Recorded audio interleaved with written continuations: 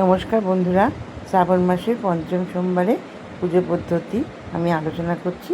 ছাতু নিবেদন কেন করব সেটি। নমস্কার বন্ধুরা, আজকে আমি আলোচনা করছি পঞ্চম সোমবার শ্রাবণ মাসের কেন ছাতু দেব, ছাতু দিলে কি হয় সেইগুলি পরপর আমি বলে দিচ্ছি।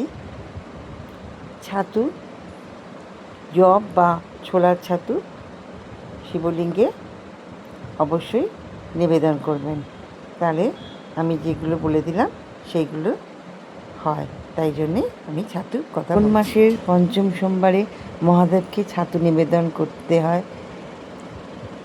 1 নম্বর বলতে পারি, দারিদ্র্য দূর হয় ও আর্থিক উন্নতি আসে। শাস্ত্রমতে শ্রাবণ মাসের পবিত্র দিনে শিবলিঙ্গে নিষ্ঠা ভরে জব বা ছোলার ছাতু ভোগ হিসাবে উৎসর্গ করলে সংসারের আর্থিক কষ্ট ও অনটন দূর হয়। মহাদেব ভক্তের উপর সন্তুষ্ট হয়ে ঘরে সুখ ও সমৃদ্ধি ফিরিয়ে দেন।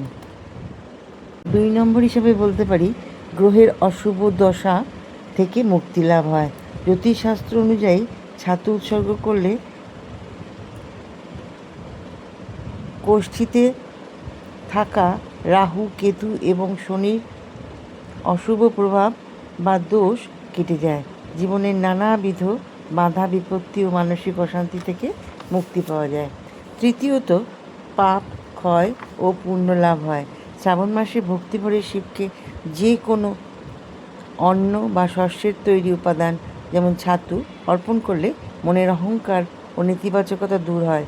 এটি ভক্তের অজান্তে করা পাপ ধুয়ে মুছে সাফ হয়ে যায় এবং জীবনের পূর্ণতা নিয়ে আসে। তো চতুর্থত কারণ হিসাবে বলতে পারি, রোগ ব্যাধি থেকে মুক্তি ও সুস্বাস্থ্যর অধিকারী হওয়া।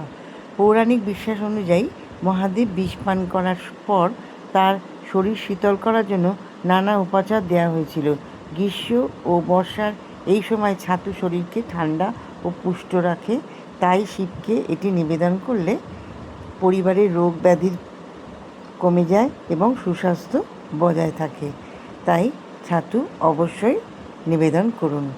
নিবেদনের আগে অতি অবশ্যই পান পাতা, বেলপাতা, তুলসী পাতা দিয়ে তারপরে আরতি করে শিবলিঙ্গে প্রণাম করে পুজো সমাপ্ত।